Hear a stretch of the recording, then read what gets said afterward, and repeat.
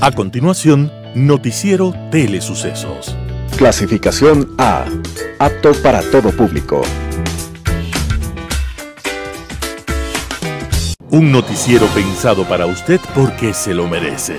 Nos acercamos a la realidad desde diferentes perspectivas. Noticiero Telesucesos.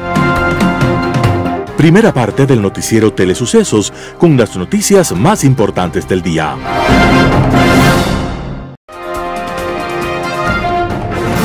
Un día como hoy. Ellos eran la pareja más dispareja. Ella, amante de la pintura y la música, cantante operática, fina, exquisita mujer. Y él, la encarnación del supermacho feroz, amante de la cacería y del boxeo, practicante de la lucha libre sin reglamentos, enemigo de los libros y de cualquier cosa que le sonara a cultura. Pero se casaron.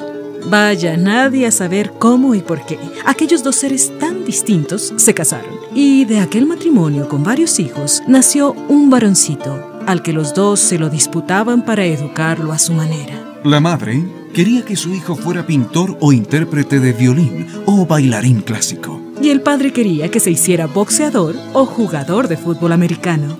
Al final, en medio del torbellino de pasiones que su educación y su futuro despertaba entre sus padres, el chico, que no era tan chico porque a los 15 años ya medía 1,85 m, el chico decidió hacerse periodista.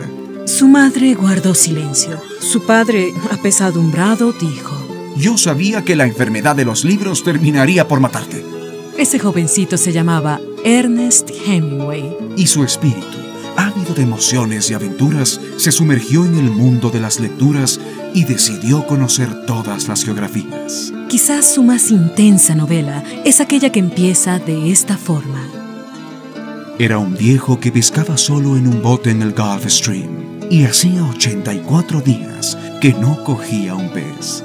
Esa obra pequeñita, dramática, inmortal, se llama El viejo y el mar y constituye un canto a la tenacidad del ser humano, al no dejarse derrotar, al seguir luchando hasta que ya no quedan más fuerzas. El viejo y el mar es un canto a la vida, al no dejarse amilanar, al descubrir que la recompensa está en el esfuerzo y no siempre en el resultado. El viejo y el mar es un canto a los grandes sueños, con todos sus dolores, pero con el orgullo de sabernos seres humanos capaces de luchar.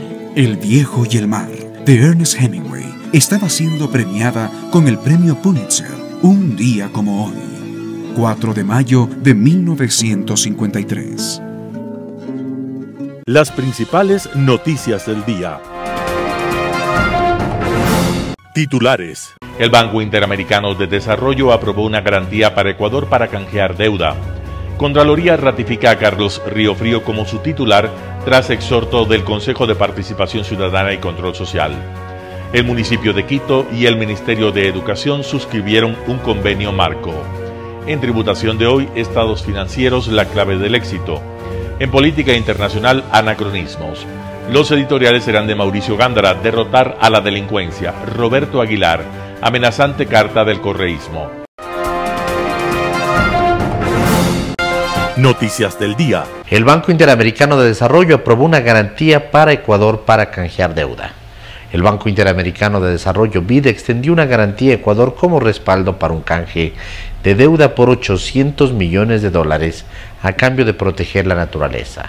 La entidad apoya el canje de bonos soberanos a cambio de impulsar la conservación de las Islas Galápagos, destacó este 3 de mayo del 2023 el portal Bloomberg. De concretarse, se convertiría en el acuerdo más grande de su tipo. El BID aprobó una garantía financiera estimada en $85 millones para respaldar un nuevo instrumento de deuda que busca reducir el costo y el riesgo de refinanciamiento de la deuda soberana de Ecuador, según información disponible en la web de la entidad. La garantía del BID se entregará junto con una garantía de riesgo político de la Corporación Financiera de Desarrollo Internacional de los Estados Unidos. Fuentes del gobierno también confirmaron la información. Como parte de la operación de canje, el banco Credit Suisse Group Inc. anunció el pasado 26 de abril que planea comprar hasta $800 millones de 3 emisiones de bonos de Ecuador con vencimiento entre 2030, 2035 y 2040. y los precios oscilan entre 30.5 centavos y 53.25 centavos por dólar respecto del valor factual u original. Mientras tanto, Ecuador ha dicho que descontará o restará el valor de esa compra del saldo de su deuda externa pública. El Bloomberg señala que en el proceso de canje de deuda intervienen el Credit Suisse, el BID y el DFC. La Contraloría ratifica a Carlos Riofrío como su titular tras exhorto del Consejo de Participación Ciudadana y Control Social. La Contraloría General del Estado se pronunció este 4 de mayo de 2023 respecto a la resolución adoptada por el Consejo de Participación Ciudadana y Control Social, donde se insta al Contralor subrogante Carlos Riofrío a que termine sus funciones.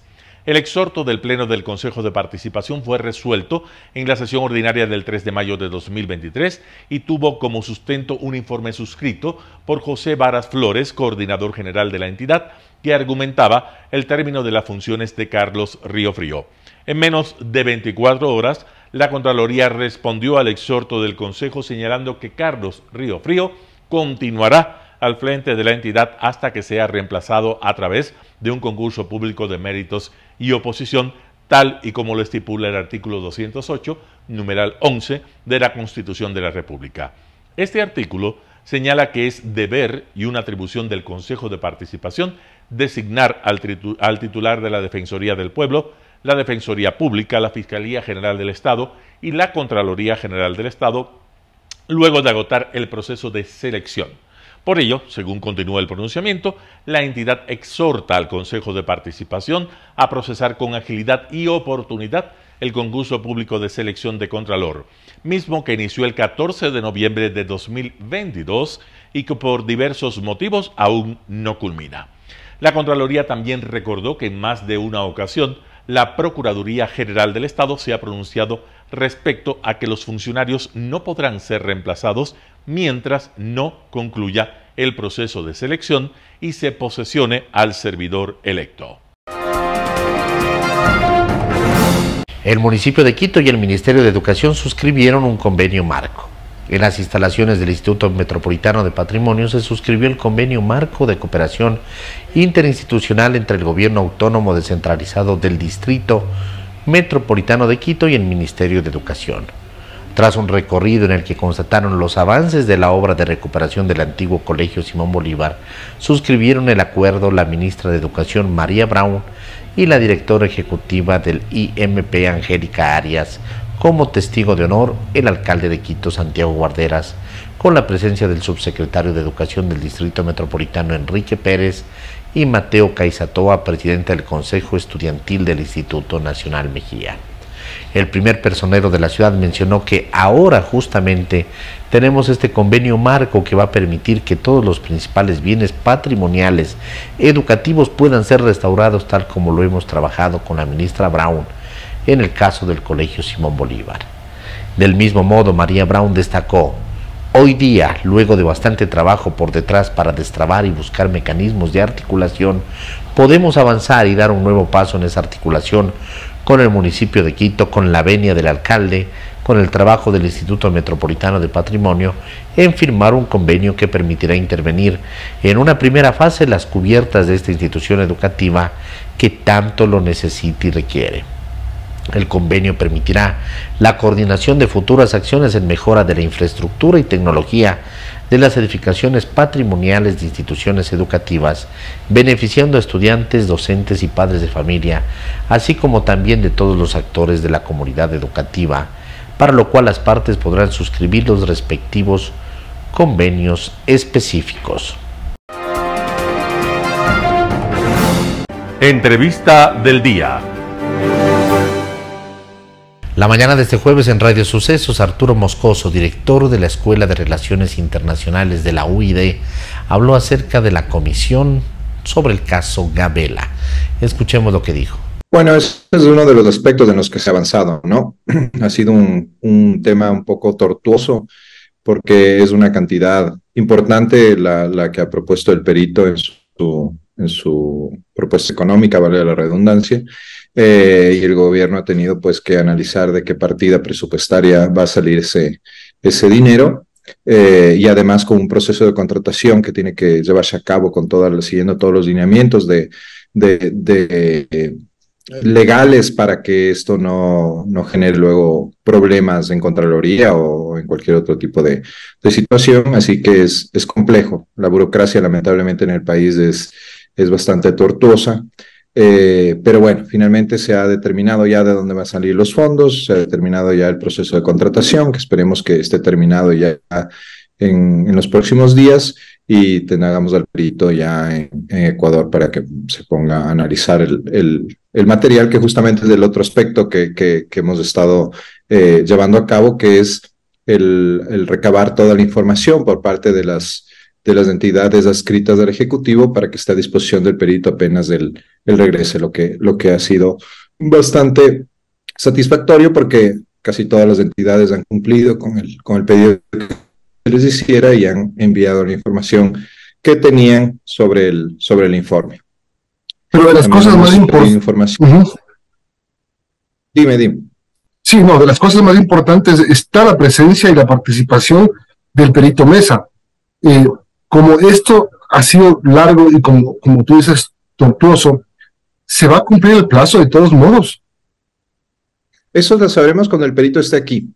Cuando el perito esté aquí, vea la información que se ha logrado recabar, él nos dirá si puede cumplir con el plazo que está establecido o si necesitaremos pedir una ampliación de plazo. La comisión ya ha estudiado la posibilidad de hacerlo. Hemos incluso desarrollado ya un borrador de una posible petición a la Corte para que module su sentencia en la medida de que se conceda más plazo al perito para que finiquite su trabajo. En el otro tema, en el otro lado del trabajo de la comisión, ¿en qué han avanzado? ¿Qué datos han recabado y qué cosas nuevas se le puede contar al país? No, Milton, nosotros no tenemos un papel de investigadores en esto. Nosotros hemos recabado y recibido la información, que es lo que dispone la sentencia de la Corte Constitucional y el decreto presidencial mediante el cual se formó la comisión, pero nosotros no tenemos ninguna potestad de investigar nada. Así que lo que hemos hecho es solicitar la información, recibir la información y tenerla a buen recaudo para ponerla a disposición del perito, que él es el que tendrá que investigar de esa información que se está proporcionando, cuál le sirve, cuál no, cuáles son los ejemplares del informe que él entregó o qué le faltan a esos ejemplares del informe que él entregó, y pues que pueda reconstruirlo en base al resto de información que reposa ya en los archivos de la comisión. Aquí hay una duda y una cuestión que mucha gente se hace, una pregunta que mucha gente se hace es, ¿qué pasó con ese tercer producto? Lo primero es, si el perito Mesa elaboró el tercer producto y en poder de alguien se mutiló, se le quitaron páginas, se le quitaron cosas importantes, ¿no tenía el perito Mesa un respaldo de esto? No, él ha afirmado tanto verbalmente en la primera reunión que tuvimos con él y luego por escrito que no posee ningún ejemplar del tercer informe y de ninguno de los informes, porque de acuerdo a la contratación que él tenía, él no podía quedarse con ningún documento ni ningún ejemplar del informe por razones de confidencialidad. Lo que ha manifestado es que el informe incluso fue elaborado en computadores del Ministerio de Justicia en esa época y que esos computadores, cuando él terminó el informe, pues quedaron ahí y fueron retirados por el ministerio y él no tenía acceso tampoco a esos computadores. Entonces, eso es lo que nos ha dicho. Él tiene también constancia de la entrega del tercer informe a las autoridades correspondientes y pues claro, por eso justamente es que hay que volverlo a contratar, porque él no tiene ya obligaciones pendientes con el Estado ecuatoriano e incluso por eso fue que se le pagó la totalidad del monto que por el que se le contrató para la elaboración de estos tres informes, ¿no? Entonces, por eso justamente hemos tenido que hacer este nuevo proceso de contratación para que proceda con la reconstrucción del tercer informe. También en Radio Sucesos estuvo Roberto Custode, gerente de operaciones del Metro de Quito, para explicar acerca de los problemas con el inicio de la operación comercial del Metro de Quito. Escuchemos lo que dijo. Llama la atención y ha llamado mucho la atención la forma en cómo decidieron abrir la operación comercial, operación de pago del Metro de Quito. Quisiera conocer un poco por qué se tomó esa decisión que quizás para muchos puede ser una decisión política, una decisión improvisada, al apuro. ¿Qué nos dice usted al respecto? Ya hubo el pronunciamiento del alcalde electo de Quito en que dice deje nomás, porque, bueno, llama la atención todo lo que se ha vivido y que se han dado pues en estos 3 días cobros intermitentes y todo el relajo que ya hemos comentado.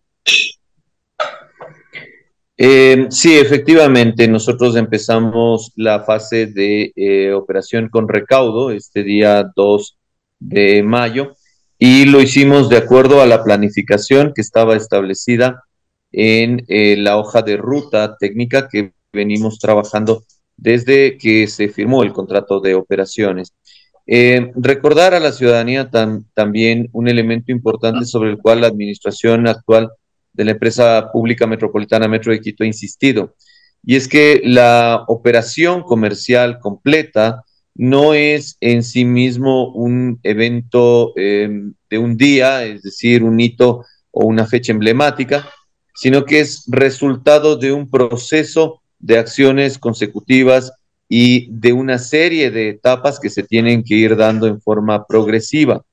Es por eso que ustedes recordarán, iniciamos con la fase de inducción estática, primero en estaciones, luego se inició la fase de inducción dinámica, modificamos los horarios dentro de la fase de inducción dinámica, realizando movimientos primero en horas de la mañana, luego pasando al fin de semana y luego la última franja de inducción dinámica en donde se realizó el movimiento de usuarios en las mismas franjas horarias que ahora tenemos. Es importante destacar 2 elementos claves respecto a el avance hacia esta fase. El primero de ellos es que para poder avanzar hacia la fase de recaudo, nosotros tuvimos que realizar las pruebas del sistema de recaudo para esta primera modalidad. Hay que recordar que es la primera modalidad de recaudo, no es la única, las otras tienen que ir ingresando progresivamente.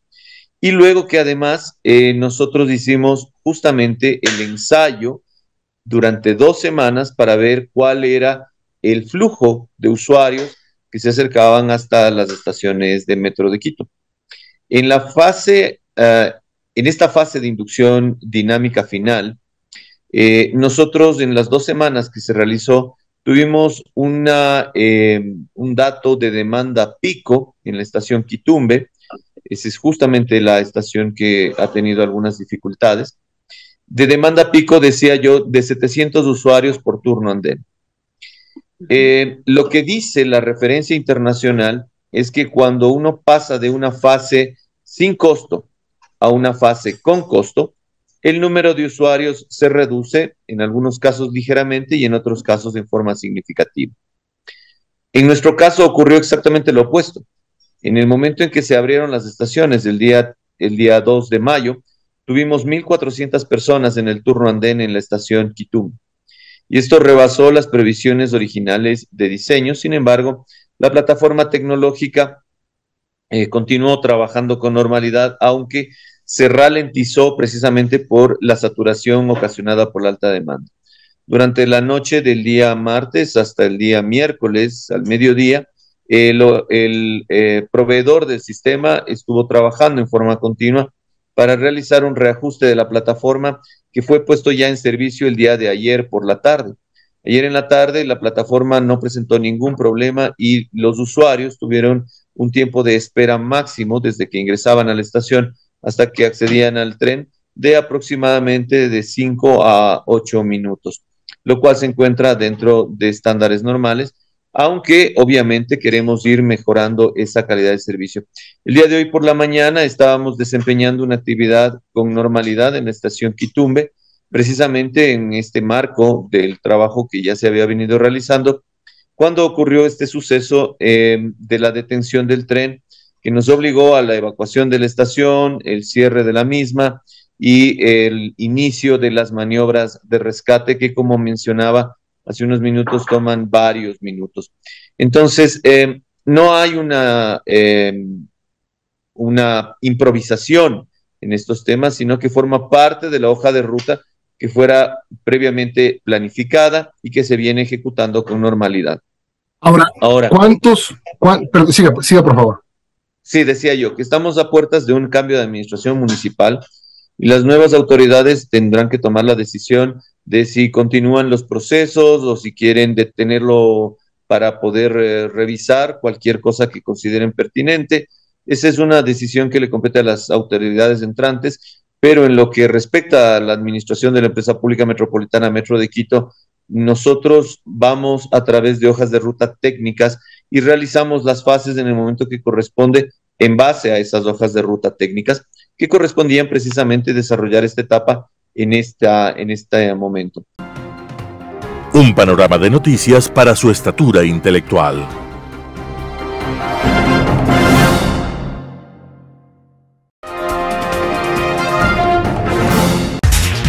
Tributación de hoy con Cristina Trujillo. Soy Cristina Trujillo en su noticiero de Telesucesos. Voy a hablar de un tema sencillo pero vital.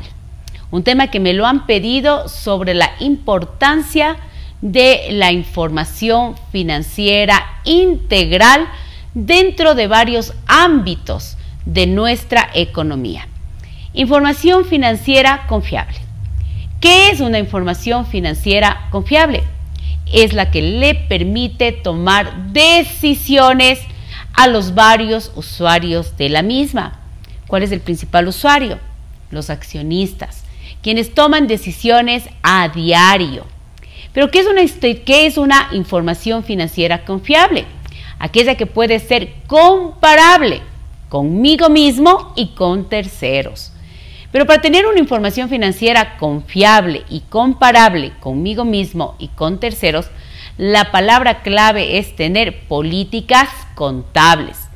Políticas contables básicas, desde el reconocimiento básico de lo que es un activo, un pasivo, el ingreso, el costo, el gasto, la determinación adecuada de la utilidad y no se diga el pago correcto de los impuestos como la consecuencia básica de tener información financiera adecuada.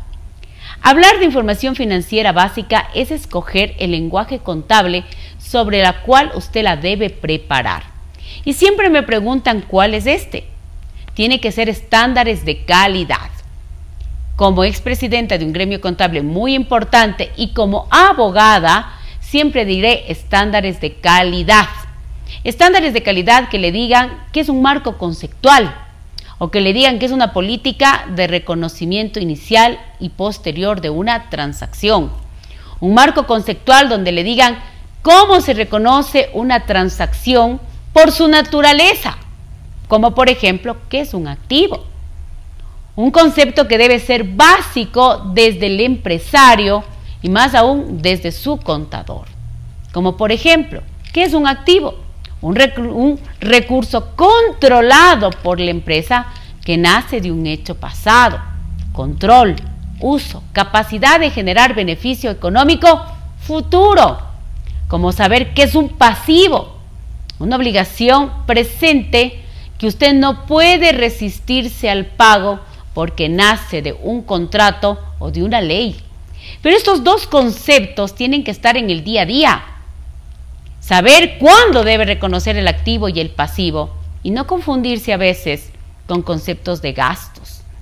Y tener en la contabilidad registrada las transacciones por su naturaleza y forma, sobre todo fecha balance. Mi experiencia como contadora y abogada hace que muchas veces me encuentre con estados financieros que no reflejan la realidad económica de mi negocio y que se tomen decisiones gerenciales equivocadas y a veces no transparentes. Y por ende la consecuencia incluso en el pago de impuestos que no son las que corresponden al marco normativo de nuestro país. Es importante que cuando a mí me dicen cuál es la norma contable que se debe usar, Mi concepto siempre será estándares de calidad y en este caso mi recomendación será normas internacionales de información financiera, full o para las pymes. El saber exactamente la política contable que a usted le corresponde en su negocio es básico. Saber cómo registrar la propiedad, planta y equipo. Saber cómo registrar sus instrumentos financieros, su cuenta por cobrar. Saber una política de deterioro de los activos por la pérdida de flujo. Saber cuándo se registra un ingreso, ese beneficio económico, cuantificado confiablemente a través de un precio de venta. Saber cuándo tengo que registrar ese costo o ese gasto. Usted no se puede equivocar qué es costo, qué es gasto. Usted tiene que determinar márgenes de rendimiento, márgenes operacionales. Usted debe tomar decisiones gerenciales. Saber qué es un activo biológico, un activo amortizable. Saber cuándo debo mandar un activo o un gasto. Saber que solo los activos se activan porque voy a poderles usar por más de 12 meses. Esos conceptos básicos e importantes son los que hacen que su negocio permanezca en el tiempo, que sea un negocio en marcha, que definitivamente sea un negocio de productividad. Y toda la combinación de tener estados financieros confiables, seguros, hace que usted luego cumpla de manera adecuada el resto del marco normativo de su país, comenzando por el marco tributario, el marco laboral, el marco social, el marco civil y hasta el marco penal. Y existen otras leyes tan importantes que se vienen dando de manera simultánea en nuestro país porque somos un país de derecho. Es importante para la toma de decisiones tener una contabilidad sana, transparente, adecuada, con política contable oportuna. Saber que mis activos son activos y mis pasivos son pasivos y mis ingresos son ingresos y mis costos y gastos son costos y gastos. Saber que voy a tener una contabilidad que me permita crecer. Una contabilidad no solo a veces para propósitos de una presentación, a veces de carácter legal, sino una contabilidad con propósito general, como dice la norma, para presentarme al banco, para presentarme para proveedores locales e internacionales, clientes, para poder realmente tomar esa decisión en el momento oportuno, para por último poner un precio de venta, un precio ordinario de mercado. Los estados financieros siempre bajo política contable de calidad, estándares internacionales.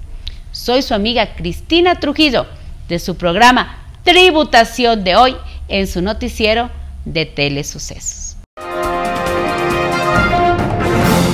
Global Hoy con Alan Carney. Anacronismos.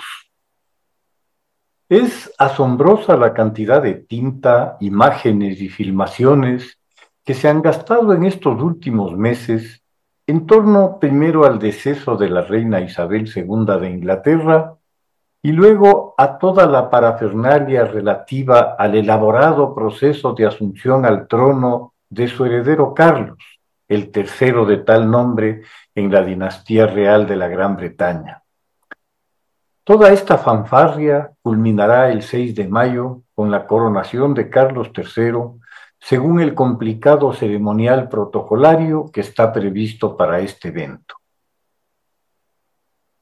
No deja de sorprender que a estas alturas del siglo XXI, varios millones de personas en la Gran Bretaña y fuera de ella estén dispuestos a pasar horas ante las pantallas para no perder detalles del ceremonial o de preocuparse por estar al día de chismes y rumores, mientras más truculentos y desagradables, mejor, en estas ubicuas y hasta inicuas redes sociales.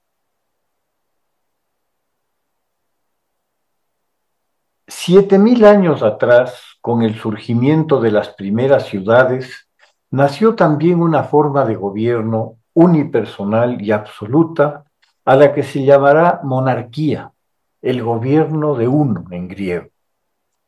Es notable la persistencia durante los últimos 6000 años de esta modalidad de gobierno que sin duda es el más antiguo del mundo. Bajo diversas denominaciones, reyes, faraones, césares o sus derivaciones eslava, zar, o germánica Kaiser, se ha identificado a esta figura como a la esencia del poder.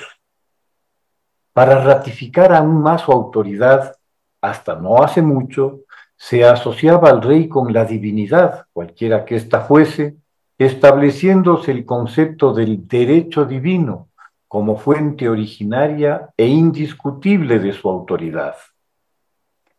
El rey e incluso la reina se convertirán en el eje de multitud de relatos, piezas literarias, óperas, obras de teatro y hasta de cine.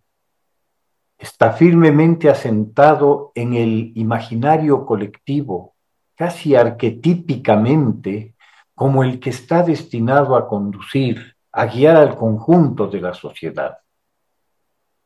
La conjunción real con alguna religión específica la encontramos en los reyes católicos, Isabel y Fernando en España, y muchos monarcas europeos serán proclamados como defensores de la fe a lo largo de la historia.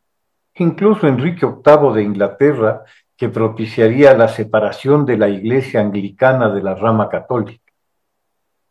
En la tradición islámica, el califa conjuga las figuras del conductor político con las del de lo religioso, al igual que los faraones de Egipto, que eran a la vez reyes y dioses.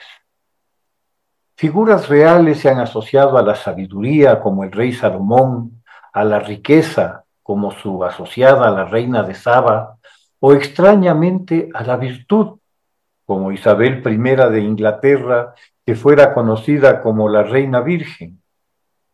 Todavía se celebra en el mundo católico el Día de Reyes, que recuerda la adoración al Cristo recién nacido por 3 exóticos reyes que han venido de lejos a conocerlo. El mismo Jesús será burlonamente consagrado, según el relato neotestamentario, como rey de los judíos por los romanos. Hay sin duda reyes malvados, como el rey Herodes, un precoz infanticida al decir de los evangelios, y como es obvio, también buenos, como el rey David. Grecia y Roma desarrollan tempranamente una alergia a los reyes que lamentablemente será superada más adelante. Atenas será la pionera en buscar una forma de gobierno que no se reduzca a la voluntad omnímoda de un individuo y logra, por un breve tiempo, crear un sistema abierto para tomar decisiones en función de la participación de sus ciudadanos en los asuntos públicos, al que denominaron democracia, que fue imposible mantener en el tiempo por las convulsiones y el imperialismo que determinaron su final. Su recuerdo sería rescatado 14 siglos después para volverse el eje del pensamiento político europeo con la Ilustración, que desbarata los fundamentos de la monarquía desde lo filosófico a lo ético. En Roma, la expulsión del último rey, Tarquino el Soberbio, marca el inicio de la República Romana, cuyas instituciones políticas todavía perduran en conceptos tan básicos como la ciudadanía, la subordinación a las leyes o el Senado, un espacio de representación mucho más amplio e integrador que las cerradas cortes reales. También la República sucumbe finalmente para dar paso a los emperadores divinos, que como los dioses pueden ser buenos y malvados, dándonos, junto a unos Trajanos y Marco Aurelios ejemplares, unos monstruos como Calígula o Nerón. Esta es posiblemente de las principales objeciones prácticas a la monarquía, la lotería genética a la que juegan las sociedades al adoptarla como modelo de gobierno. Es una rareza en la historia que un gran gobernante tenga la suerte de ser sucedido por un heredero tan o más capaz que él. De los pocos ejemplos que se han dado, tal vez el más notable sea el del rey Filipo de Macedonia, el creador del reino y del ejército macedonio, y de Alejandro el Grande, su hijo, que conquistará el imperio persa construido durante siglos en el breve espacio de su vida terminada a los 33 años. El otro caso que se viene a la memoria es el del rey David y su hijo Salomón. En todo caso, estamos hablando de unos momentos históricos completamente lejanos, distintos y distantes de las realidades de un mundo que adquirió conciencia de principios y valores esenciales respecto de la libertad individual y de la igualdad de las personas ante la ley, con la obvia conclusión de que esa igualdad excluye la posibilidad de que por un capricho dinástico, ni siquiera uno genético, a alguien le corresponda gobernar por derecho divino a nadie. La Ilustración, si algo ilumina y previene, es el riesgo de la tiranía, encarnado en esa calidad real que no debe rendir cuentas de sus actos a nadie. Partiendo de la noción de la igualdad humana, la alternativa al poder absoluto será el gobierno electivo, pero sujeto a la ley, con sus límites claramente determinados y con la prevención adicional de jueces y legisladores independientes del Ejecutivo, creando un sistema de balances y contrapesos para hacer más difícil el retorno de la tiranía. Los nuevos conceptos democráticos fueron la norma que se difundió en el mundo occidental, eliminando en buena parte de él a la figura del rey. Sin embargo, por tradición, en otros se ha mantenido ceremonialmente la figura monárquica, despojada ya de otra autoridad que no sea la simbólica. Cabe la pregunta del sentido que puede tener hoy, en 2023, el mantener un evidente anacronismo que además de costoso no parecería muy edificante si nos remitimos a los escándalos que frecuentemente protagonizan figuras de la realeza, como el rey emérito dedicado a la cacería de elefantes o a los hijos del rey Carlos III enfrentados como perros y gatos, por no comentar de las infidelidades del propio rey y de uno de los príncipes. Una institución ya inútil, que además es motivo de censuras y de chismes, como que carece ya de cualquier sentido. Muchas gracias. Editorial. Derrotar a la delincuencia, artículo de Mauricio Gándara publicado en Diario El Universo. Parecería que el gobierno, después de muchos pasos inciertos, dubitativos, ha llegado a la comprensión de que la delincuencia organizada y su principal sostén, el narcotráfico, es su enemiga y que no puede ser afrontada con nobles funcionarios que vienen a aprender en sus cargos la compleja tarea de la seguridad nacional. Decía hace apenas 15 días que la delincuencia va ganando, que avanza en su marcha triunfal, sin que se adopten las medidas necesarias para impedirlo. Hoy, el país recobra la esperanza al ver que se ha pedido la cooperación de dos experimentados generales del ejército, Paco Moncayo y Wagner Bravo, para enfrentar esta terrible amenaza. Pero la sola designación de ellos no será suficiente si no viene aparejada con la adopción de una política de seguridad nacional diseñada por estos prestigiosos militares triunfadores en la guerra del CENEPA, y sin que la población recupere la fe y apoye esta política prescindiendo de ideologías. Es decir, hace falta una política de Estado. Si no hubiera una política así, y ahora designados fracasarán o renunciarán por no sentirse plenamente respaldados. Las consecuencias serían terribles en lo moral y en lo práctico. Ya nadie con prestigio reconocido querría asumir esas responsabilidades. Simultáneamente, el más alto organismo de la seguridad nacional, el Consejo de Seguridad Pública y del Estado, CONSEPE, acaba de calificar como terroristas a todas las personas y organizaciones criminales en general, sin individualizarlas. Es decir, entramos en una guerra sin cuartel y con el empleo de armas letales. En el CONSEPE, están representadas todas las funciones del Estado, por lo que esta resolución debe considerarse una política de Estado de largo plazo que deberá permanecer indefinidamente en el tiempo mientras no sea revocada, modificada, sin importar los eventuales cambios políticos de gobiernos, legislaturas, cortes de justicia, etc. Esta política de Estado significará la participación de las Fuerzas Armadas, lo que seguramente será con sumo cuidado para evitar la contaminación que pretenderán hacer los carteles de la droga. Las políticas que se adopten en el interior del país dependerán para su ejecución de la política contra las drogas adoptada por los Estados Unidos por Nixon en 1971 y que se mantiene aunque ha fracasado rotundamente. Irónicamente, ha fracasado donde se aplicó el Plan Colombia, a pesar de que allí existen 7 bases militares y, sin embargo, la producción de la droga se ha duplicado y sigue siendo el principal exportador de droga en el mundo, lo que por derivada le ha convertido al Ecuador en uno de los principales exportadores de droga en el Pacífico y el Atlántico. Cuando nos informan de que ha aumentado la cantidad de toneladas de droga incautada, eso solo significa que ha aumentado nuestra participación en este sucio mercado. Esta es una guerra que debemos coordinarla con los países vecinos, especialmente con Colombia y México.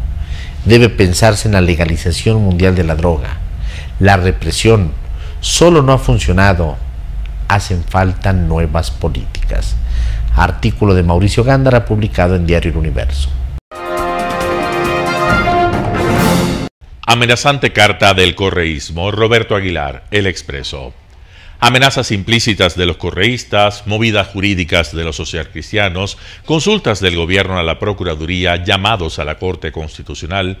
A medida que se acercan los momentos decisivos del juicio político contra el presidente de la República y mientras los asesores de la Comisión de Fiscalización de la Asamblea trabajan en el borrador de informe que pondrán en consideración de los comisionados, varios actores políticos han comenzado a mover sus fichas con el fin de evitar que los vacíos legales del proceso se vuelvan en su contra. No existen precedentes para lo que la Asamblea se dispone a hacer y las disposiciones legales y constitucionales dejan tantos cabos sueltos que el jaleo está asegurado.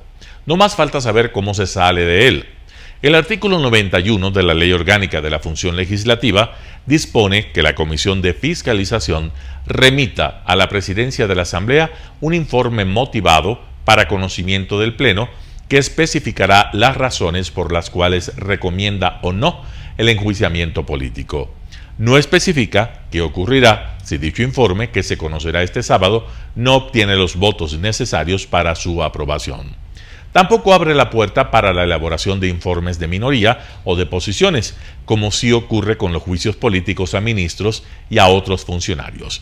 Y como todo parece indicar que el informe en efecto no será aprobado, pues planteará el archivo del juicio, los acusadores del presidente se han apurado a reforzar sus posiciones. Los primeros en moverse fueron los correístas, Roberto Cuero, Coms Córdoba y Gabriela Molina, los 3 miembros de la mesa de fiscalización que pertenecen a esa bancada, atacaron al eslabón más débil de la cadena de decisiones, los asesores de la comisión, María Sol Sevilla y Santiago Bedaj, a quienes el presidente Fernando Villavicencio encargó la redacción del borrador de informe. Les enviaron una carta amenazante en la que les conminan a redactar un informe que incorpore la posición de todos los miembros, una imposibilidad lógica, pues algunos miembros están a favor del juicio y otros están en contra. En caso contrario, les advierten con procesarlos administrativa y penalmente. Actuaremos con toda la fuerza del derecho, termina diciendo la comunicación, que no fue enviada por los canales digitales oficiales de la Asamblea.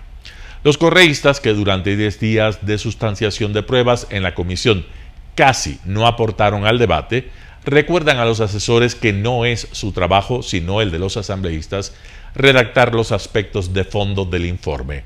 Y citan un gran aparataje de textos jurídicos, entre los cuales no consta el decisivo artículo 13 del reglamento de las comisiones, según el cual es función de los asesores elaborar los informes borrador sobre proyectos de ley, los acuerdos, resoluciones y más actos legislativos que serán puestos a las y los integrantes de las mesas legislativas. La siguiente movida corrió por cuenta del socialcristianismo. Como si acabara de darse cuenta de los vacíos de la ley de la función legislativa, el asambleísta Esteban Torres dirigió este miércoles una consulta al coordinador jurídico de la Asamblea, Fabricio Proaño, como poniéndole permiso para elaborar y pidiéndole permiso de paso un proyecto de informe alternativo para que sea sometido a votación en el caso de que no haya los votos para aprobar el informe de los asesores. ¿Se puede?, pregunta Torres, adelantándose a los acontecimientos. Una consulta más pertinente, por estar dirigida a una autoridad más alta, es la que planteó poco después el gobierno a la Procuraduría General del Estado, cuyos pronunciamientos son de obligatorio cumplimiento para todos los órganos de la administración pública, como sea que se interprete eso. La defensa del presidente espera abrir la posibilidad de remitir el informe inaprobado al presidente de la Asamblea. Roberto Aguilar, El Expreso. Noticias internacionales. Un nuevo fármaco contra el Alzheimer ralentizó la enfermedad degenerativa en un 35%. Un nuevo fármaco contra el Alzheimer ralentizó la enfermedad degenerativa en un 35% según los resultados de un ensayo en fase avanzada. Donanemab cumplió todos los objetivos del ensayo en comparación con un placebo en 1.182 personas con Alzheimer en fase inicial. La noticia hace concebir esperanzas de una nueva era en el tratamiento. El Alzheimer es la causa más frecuente de demencia, una de las mayores amenazas sanitarias del mundo. Se prevé que el número de personas con demencia en el mundo casi se triplique en 2050.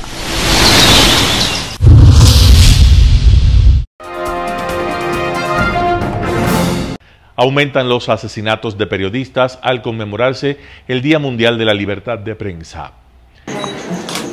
Al menos 67 periodistas fueron asesinados el año pasado, una gran mayoría mientras estaban en sus casas con sus familias, un 50% más que en el año 2021. Un 73% de las mujeres periodistas han experimentado violencia en línea y 1 de cada 4 han enfrentado amenazas físicas según datos de la ONU, mientras la impunidad prevalece. De cada 10 asesinatos de periodistas, 9,5 quedan sin resolver. El índice de impunidad es de casi 100%. 10 años después, esa estadística es del 86%, entonces, por supuesto, sigue siendo absurda. Reporteros Sin Fronteras han evaluado el ambiente hostil para los periodistas en 180 países y encontró que un 70% son problemáticos. Según la UNESCO, un 85% de la población mundial ha experimentado una reducción en su libertad de expresión en los últimos 5 años y han recomendado un plan de acción para proteger la libertad de expresión, algo en lo que avanza el Departamento de Estado estadounidense. Ahora tenemos un fondo de litigios que los periodistas y los medios independientes pueden utilizar para defenderse, y tenemos un programa para tratar de ayudar a los periodistas a defenderse físicamente o en el ciberespacio de la intimidación y la coerción de los estados. Otro factor es la diseminación de la información por la inteligencia artificial y la narrativa en contra del periodismo. Cuando hicimos nuestra investigación sobre los ataques contra periodistas que cubrían protestas, detectamos una aparente conexión entre estos llamados contra el periodismo y la violencia real contra los comunicadores. En la actualidad, 135 países poseen leyes que protegen la libertad de prensa en el mundo. Ángela González, Voz de América, Nueva York.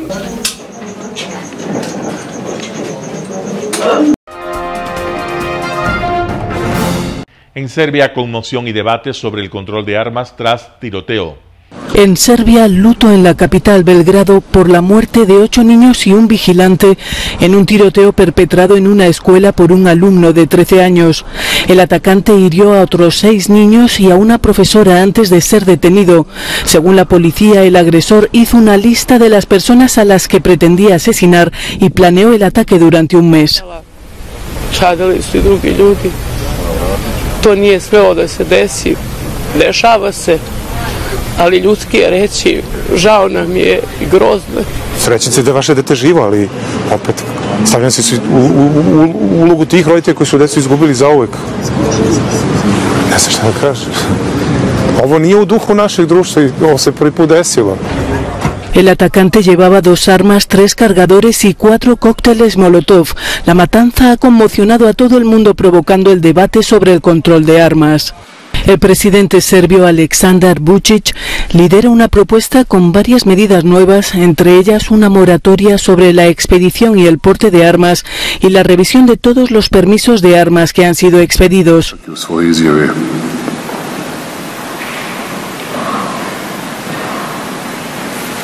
Pokazao da je planirao sve.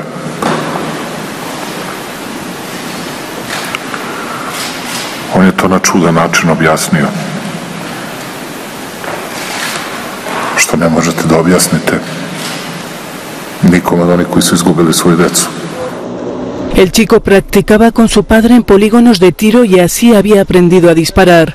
La fiscalía también indicó que ha pedido un análisis toxicológico de la sangre del agresor.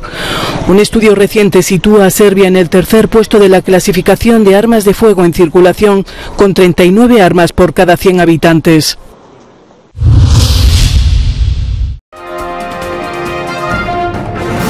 Rusia lanza numerosos ataques con drones contra varias regiones de Ucrania, Kiev incluida. Rusia lanza numerosos ataques con drones contra varias regiones de Ucrania, entre ellas Kiev. Las sirenas sonaron a lo largo de toda la noche en la capital, instando a sus ciudadanos a dirigirse a los refugios.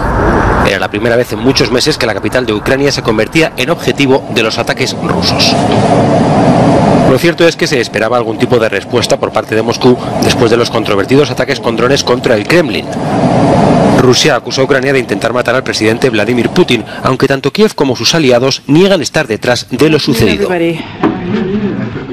The United States is certainly not encouraging, enabling Ukraine to strike beyond its borders. We've been very clear from here about that. But again, I don't want to get into speculation from here about the authenticity of this report.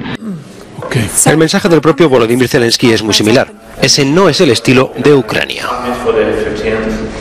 You know, I can repeat this message, and I think it will at least will be understandable for everybody. We don't attack Putin or Moscow. We fight on our territory. Sea como sea, el incidente del avión no tripulado ha recrudecido aún más la situación entre ambos bandos, con Rusia lanzando oleadas de ataques con misiles en el sur de Ucrania. Solo el miércoles, 21 personas morían y otras 48 resultaban heridas en la región de Jersón.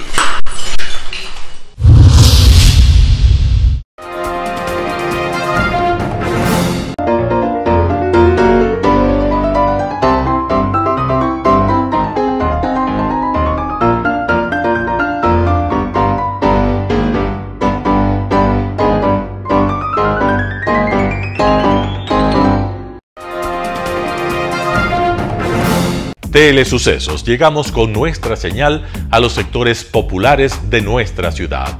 Quienes no tienen televisión por suscripción atenderán nuestra señal sin costo en Canal 29 UHF Telesucesos.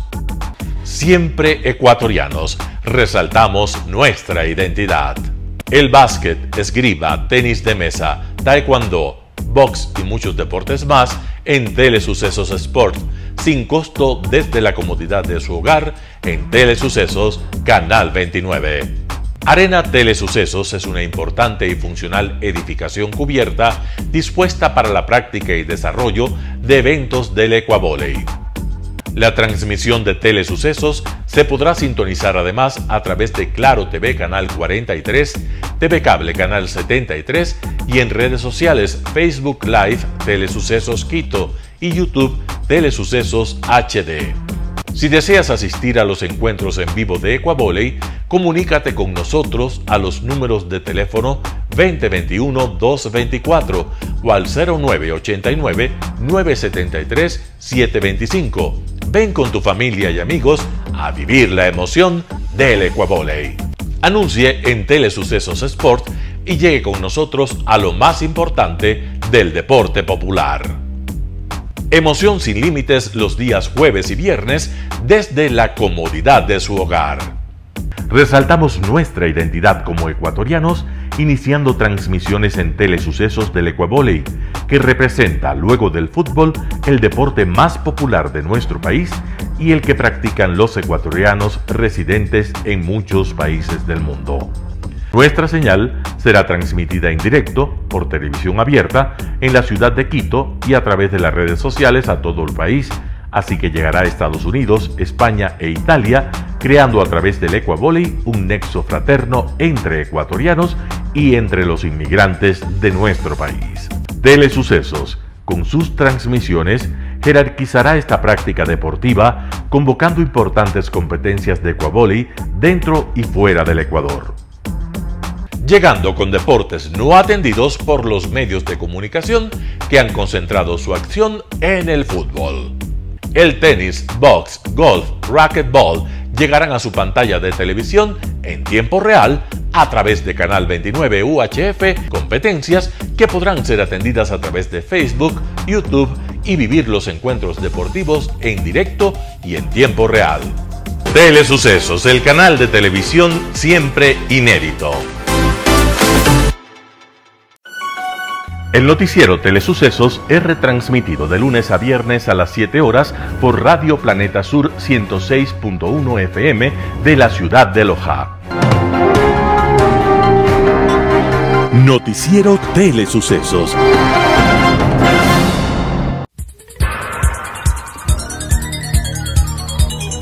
Las opiniones vertidas en este espacio por la producción y dirección del programa son de exclusiva responsabilidad de sus autores y de quienes intervienen en ellos.